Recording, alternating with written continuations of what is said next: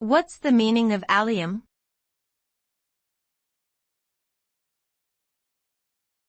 Allium.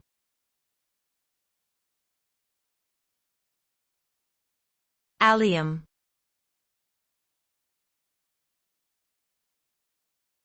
Allium.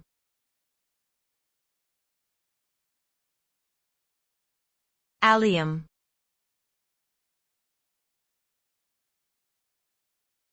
Allium.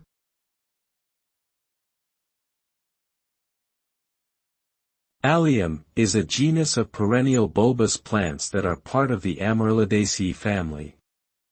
The name allium is derived from the Greek word alho, meaning garlic, which is one of the most well-known members of the genus.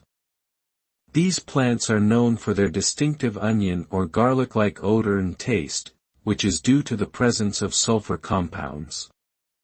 There are approximately 800 species of allium, including onions, garlic, leeks, chives, and shallots. They are used extensively in cooking for their flavor and therapeutic properties, as well as in traditional medicine.